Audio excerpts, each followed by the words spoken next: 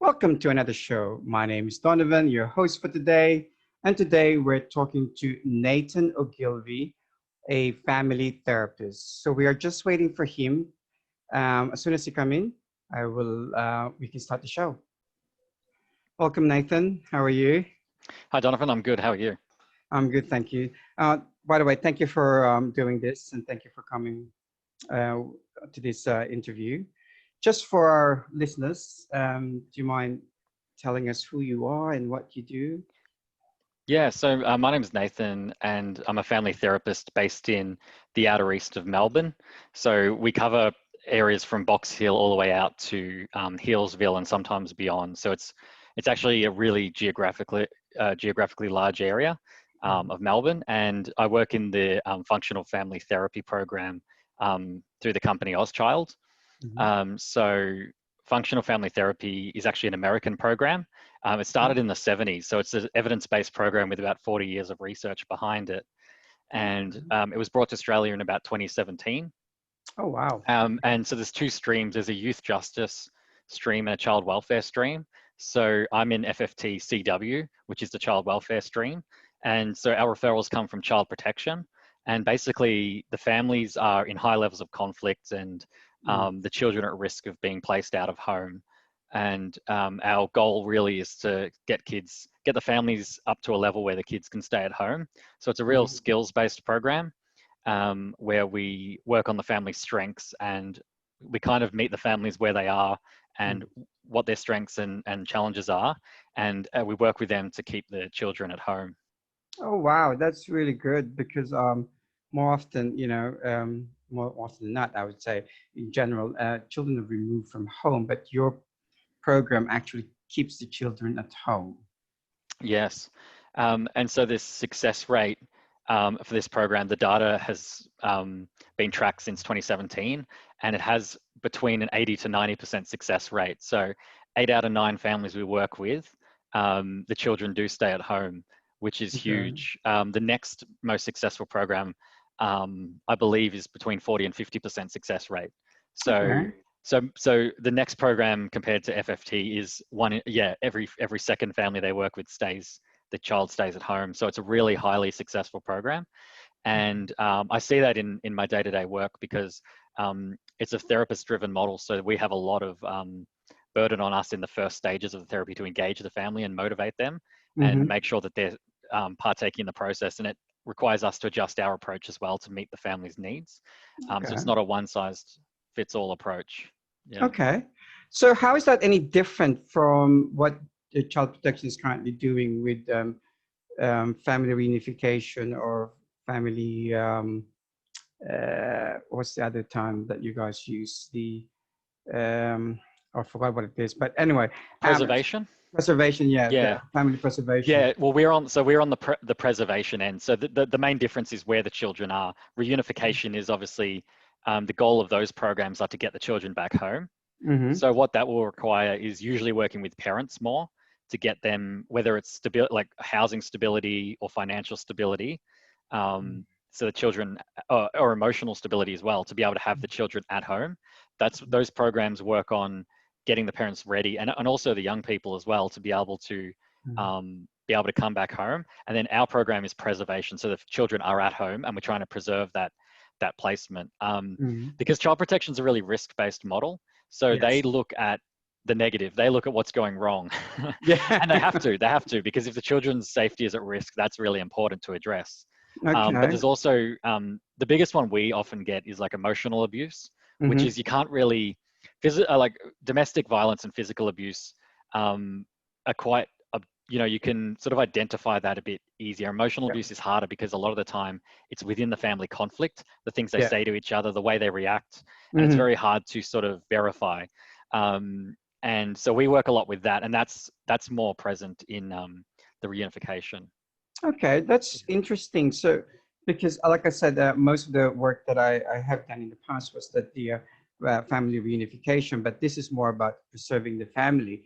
So if families are experiencing issues with, how do they go about accessing your help? Yeah, so they would, there's a couple of ways. Child protection is the main one. And all you have to do is Google child protection, and they have the region south, north, east, west in Australia. I know it's different. New South Wales has facts, which is a little different, but you can pretty much call child protection their intake and say, we're struggling. Most of the time it's like a neighbor or a family member who calls, reports it to the family. There's also safe care and child safe. Child first. Safe care is a different program. Child first, and they can do referrals as well. But usually like 99% of referrals are child protection. So if a family's struggling, like if you're watching this and you can think of a family, or you are struggling with your children or yourself, you just call child protection. And it's very hard because sometimes you're kind of having to admit there's a problem. That's a very big thing for families. But a lot of the time, the child intake worker will go into the family, and I think they close. It's actually quite a high number. They close just from that one session because a parent just needed to do something differently, or there was a misunderstanding, like there was a heated argument and they were yelling, but it was a once-off and they resolved it. So most of the time, people think of child protection as like, they say it's broken, but the workers I know there are all really good people and really caring. They are overwhelmed at times, but families are families are very resilient. But if families are struggling, they do come through child protection, and that referral process goes through to us through that process. Well, that's really good because, as you know, most of us would probably think of child protection in a negative way. So I've heard that. I wonder where that comes from. Well, that's a good point. We won't go into that. That will be another show, and we can debate that one. But I think a lot of people, when we think of child protection, even is in schools, when the word child protection comes to mind, people are thinking, oh, there's a lot of abuse going on. But that's not what you're saying. There could be abuse, but the family can be helped. Is that what you're saying? I don't want to be attached to the statement, not if a lot of abuse goes on, because definitely a lot of abuse goes on. But what I would say is, I think let's say I'm pretty sure it's over 50% of families will close with child protection just in that first intake. Because let's not say it's not that it's not abuse, but the parent might have, identified it really quickly and made the changes, or it's just a smaller issue that was dealt with quite easily. Or again, like a misunderstanding. But then again, there are, really serious cases that child protection do have to deal with. And that's why I do have some sympathy for the child protection workers, because they see the extreme stuff that we don't see in our program, because our program, the families have to be at a level where they're willing to work. This is a voluntary program. So the families we get are willing to participate. Doesn't mean they're always motivated to, and they can want to get out of it, but they do see some really serious. So I'm not trying to minimize that percentage of cases that child protection actually do take up. And then again, there's like a smaller percentage still that are like chronic in the system. And child protection have been involved with them for, over 10 years, over 5 years, sometimes their whole life. Sometimes the parents themselves were in the system, and now then they've grown up, they've had their kids, and then the kids are in the system. So you have the real chronic cases, and child protection, the workers could, if you're a child protection worker watching this, you probably think of like 5 or 10 families that you've known your whole time working there, because they're just part of the system. It's really sad. And so we do see some of them, and eventually we've been able to get some of them out of the system. But if we're talking just like the question of abuse, child protection are very good at identifying it. And I don't know if you saw the documentary, it's the trial of Gabrielle Fernandez on Netflix. It was about the Los Angeles child protection system. They absolutely failed this kid. The parents killed him. It was horrible. They were torturing him and all that, and child protection absolutely failed in that case. And we have a lot of problems with that in Australia too. There's a few, if you look up South Australia, their child protection is in a bit of a crisis. You can look, I'm not going to comment on that, but you can look that up.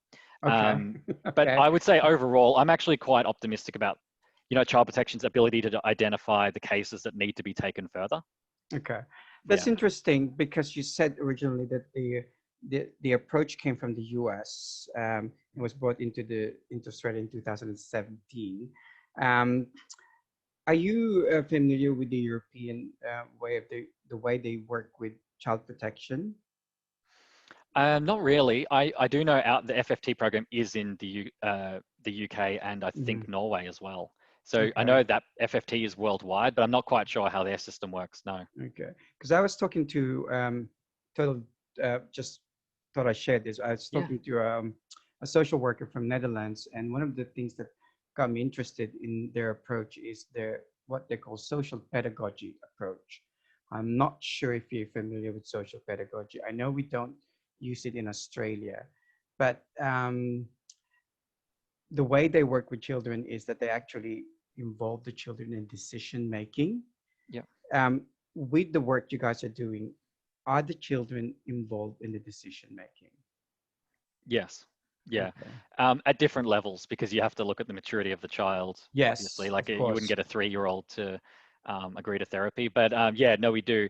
And the program actually has a provision for that where, and what I find makes that program really different in terms of considering the views of the child is some children have like influence over their parents.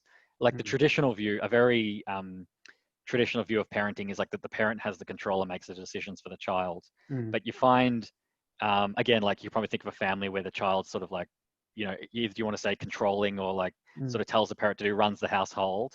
There's like parentified kids out there. And oh, yes, our true. program requires us to take in the viewpoint and sort of match to that. Like we kind of go in a non-judgmental way, but sometimes we have to go in as like a support rather than telling the family what to do or telling the child this is what's happening. It's like, what do you want to see? What do you want your parents to change? What's not working for you at home? And that can, just listening to that viewpoint of the child can really, it can be a new experience for them, because a lot of programs, there's a lot of parenting programs that their basic assumption is the parent needs to get control back of the child. Yeah. And you go in and it's like you're swimming against a riptide or something and you're just getting pulled back out because it's not the way the family interacts. Some parents, for whatever reason, it's not really of interest to us what the reason is why the child is more influential over the parent. It's more about that's just the way it is for this family. Yes. So if you're not considering the child in that family, you're going to get nowhere. And that's where we come. Most of our, like I would say, again, like over half of my referrals, families have been disillusioned by the system because they've tried programs that try to not fit in how the family interacts naturally. And basically, it's exactly your question. They didn't really consider the view of the child. They just assume the child wants that. And, you know, it's not always the case. Which is interesting because, you know, we talk about child inclusive and child focused parenting, and I'm sure you've heard of the two theory. And one of the things that I have to talk to parents about is about child parenting. I mean, the child inclusive, you have to consider the maturity of the child. That's exactly what you were saying. And then one of the questions that parents always often ask is, well, how do you know they're mature? What's the age? And we seem to be stuck in this magical age. Do you find that as well? With I've got a lot of views on that. I think age and maturity are very minimally correlated. Like haven't seen study because it's very hard to measure maturity as like on a scale. Like 1 to 10, how mature are you? It's a very, I mean, I'm sure a lot of people would give themselves a high score. So you can't really get people to measure them because everyone thinks they're mature, don't they? But I see it like, I see many things. Like I see, and I've got a family where an uncle is almost like a brother to the child because the uncle's very immature. I've got dads who are in their 40s and 50s and I have to talk to them like children. And then on the vice versa, I've got an 11-year-old kid who is more mature than his mother, who's like 30. So, it's like you can't go in with any assumptions around maturity because it doesn't correlate with age. So so if I see in a referral, it's like a grandparent with a who's looked after the child because the parents died or whatever.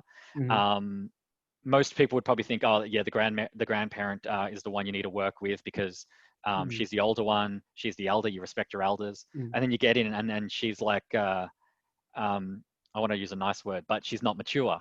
She's like really hard to work with, or she's, and a lot of it, you know, the reasons why it can come out of trauma, people can get stuck sort of in a, you know, a pattern. And that's what we talk about, like a strength-based approach.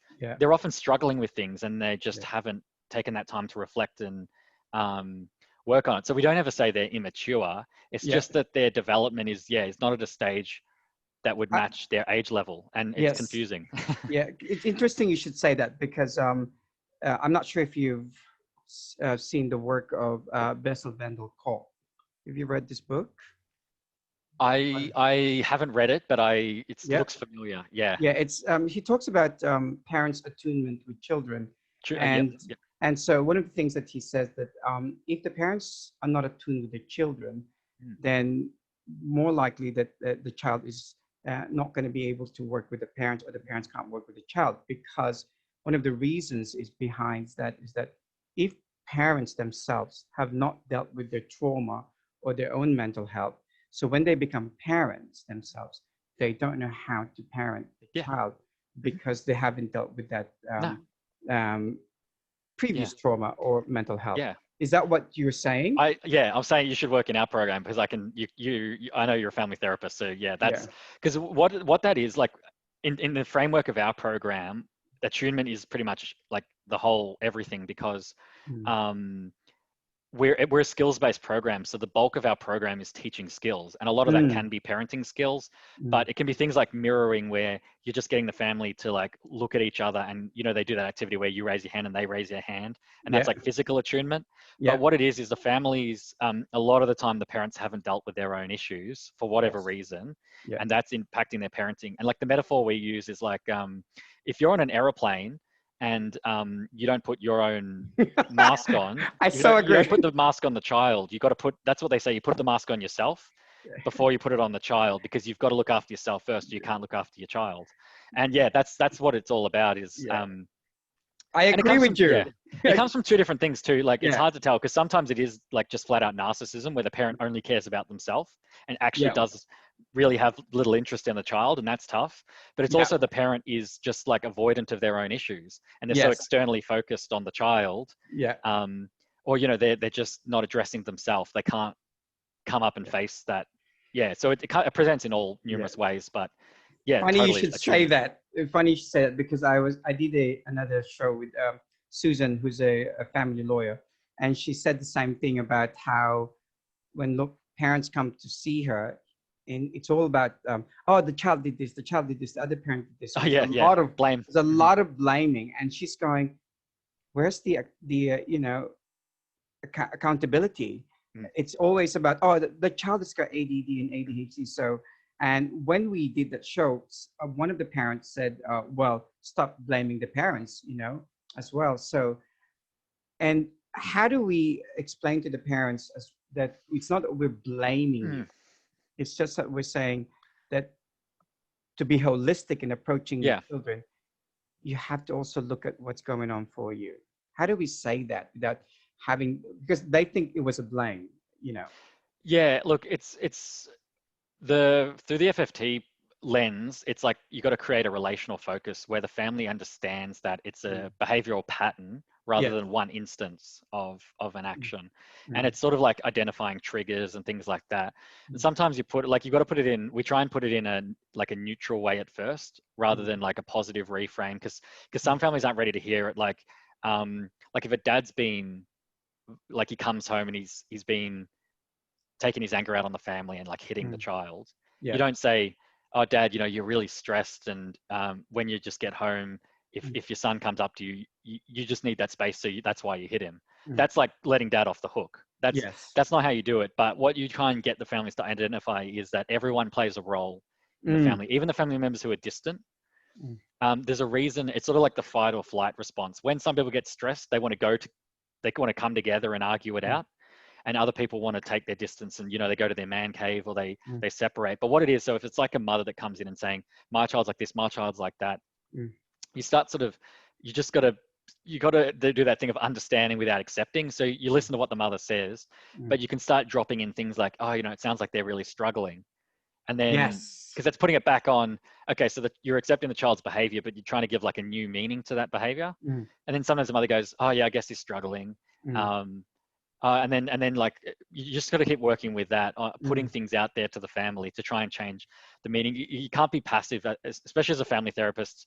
If you're just being passive and sort of accepting everything they say without trying to change their interpretation of it, they'll just keep blaming the whole time. And we can't get in our program, we can't get to teaching the skills unless the family understand they all have a role to play. So even like an aggressive dad can learn a bit of emotional responsiveness. So if he's all about the action, the kids never do this, they never listen to me, they never do that. The trade-off for dad could be, well, maybe if your communication is a bit more neutral or a bit more positive, and you Excellent. recognize the good things that they do, they might be more willing to listen to you next time. Mm. Yeah. So you just try and get the That's family to see it in a relational way, yeah. so they I stop think blaming each other. I think what you're saying is structure. Is that what I'm hearing? Yeah. Family needs structure, because the word structure, I know, and discipline has been demonized in for so long now, that if we start talking about structure and discipline, people start to think that discipline means you have to hit the child. And I have to explain to parents this, that discipline doesn't have to be hitting the child. It could just be explaining things and saying, putting rewards and consequences, which is the old things. Yeah. Is that what you're saying? Yeah. The only problem I would say, I wouldn't probably use the word structure, because we do, like, there's some families that are just, they're in, I'll tell you, no, but it's very similar. I think what the word would probably be more consistency, because there are some families who are in chaos all the time, and there is no observable structure when you walk in. You know, kids are running around, mum's doing 10 things, and there is no structure. But then what happens is you come back the next week and they're doing the same thing. You're like, oh, hang on, there's no structure, but there's a pattern. So they're consistently chaotic. And so what you're saying is, like, with the structure, why that is a good term for us is, like, we got to understand that even if a family is seemingly chaotic on the outside, their chaos has a pattern to it. So even though you maybe can't sit them down and go, we're going to have our therapy the same time every day, and you do the dishes at 7 o'clock, and that, in terms of, that's what you think of with a formal structure, you can still put a structure into a family that's living in chaos. Because a lot of families do have, like, a sense of justice. Because, like, a lot of parents, like, a term I use with the parents when they, if they're hitting their kid, and then you talk to them about, do you use other strategies? And they say, no, well, if the kid does something wrong, they need to be punished. You go, okay, so you have a really good sense of justice. So you're recognizing that when Johnny does this, smokes marijuana or whatever, he needs to be hit to learn a lesson. You actually have a sense of justice that there does need to be something that happens. And so then what you can do in terms of, like, putting a structure around it, you can work with the kid, can work with Johnny and say, you kind of know that dad doesn't like you smoking marijuana, but you also don't like dad hitting you. What's another way dad could put on a consequence that it doesn't involve hitting you, but will let dad's stress go away because you'll stop smoking marijuana? So you can actually use structure with chaotic families. But the thing is, a lot of families, it's like, they do like that consistency. Like, children like to know, if I do this, my parent will do that. And we try not to have it hitting. No, we of course not. We don't. But we try and have that. Teach them that there's a consistent consequence. Yes. No, of course, heating is not something we would, not to this day anyway. Yeah. I mean, come on. But I mean, we work. It's reality, though. There are families that the parents still hit the kids. Absolutely. In my culture, I got spanked. Yeah. So, as an immigrant, I got spanked, and if I told child protection, they'll just my parents just go, "Oh, you're gonna tell child protection before child protection gets here. You're gonna get another spank," and you're like, "Okay, well, won't be calling child protection now." Yeah. I'm laughing about it now, but it's not actually funny. But we got spanked as an immigrant child. Yeah, I remember I got spanked once by my mother, and I can't remember what I did, but I never did it again, and I never got spanked again. So I learned pretty quickly about that. But no, I mean, we're trying to promote non-violent families for sure. Of course, ultimately. of course. Yes, of course. Yeah. We use words. We're in the 21st century. We have to use words. So, I mean, that's really, really informative. So for any of the listeners or viewers who is watching this or listening to this, how can they contact your program? Or is your program the only program that does what you guys do, or other programs? No, I think I sent you a flyer, and that was, I think, the Tuggerah program, which is up in New South Wales. FFT's all over, all up and down the west coast of Australia. Okay. They've got a team. We've got teams in Victoria, and some other organisations run it in different areas too. Yes. So I know Anglicare runs it in the north, I believe. So all you kind of have to do is just look it up online. You can just look up functional family therapy, and you'll see a bunch of organisations that do it. But yeah, if you feel like it's something that you or a family needs, that always just call the child protection. And even if you call the wrong one, they're all about the safety, and they'll make sure you get to the right appropriate person. And Yeah, it's really good, because I think one of the issues that when I mention child protection to my clients is that they go, "Whoa," and they get their back up, and they're like, "No, we're not coming back to see you anymore because you're going to report us." And when I say, no, it's not I'm reporting you, you might need some help, some program. And it's good that you clarify that, because for people who are thinking, oh, child protection, no, not calling them. It's actually giving them a sense that it's not always a bad thing. And hopefully we will change that mindset, because, there's that mindset that child protection is bad and they just want to take your children. And that's what the thing. But Child is is one of the program that provides FFD. What was it? Sorry, I forgot. FFT, yeah. FFT. Yeah. So I have to learn this new FFT. I have to learn this new thing. I'm more of a structural family therapist, but not FFT. So I have to learn new way of dealing with my clients. Yeah. Oh, that's why. Yeah. So you're a structural family therapist. So you got. I hope I didn't offend you when I said. No. No. Yeah. You I just threw away your whole program. No. Because Minuchin did get a lot of the feminists didn't like Minuchin's approach. Because it's very hierarchical. Yeah, exactly. Yeah. And I think it's like with FFT, I think what puts some people off, and I think it goes to what you're saying about like while child protection is, it requires some level of accepting there's a problem. Yes. And that we don't have, because if you think of a family that has structure, they probably don't need services because they're managing things well. So for a family to actually admit that we need someone to come in and point out maybe what we're doing wrong or maybe what we could be doing better, that puts, you're right, it puts people on the defense. And that's why I come in, like, and we all, I mean, all our practitioners do, and I'm sure practitioners in a lot of other programs do too, but you've just got to try and build a rapport really quickly and get the family members on side, just even by chatting about, the football, music, what they're watching on Netflix. COVID's a great talking point because we do a lot of telehealth now, how are you coping with COVID? So if you're a family thinking, oh, I really need this, like my kid's really violent and out of control, but I just can't bring myself to call child protection, you'd be very surprised about the benefits you can get out of it.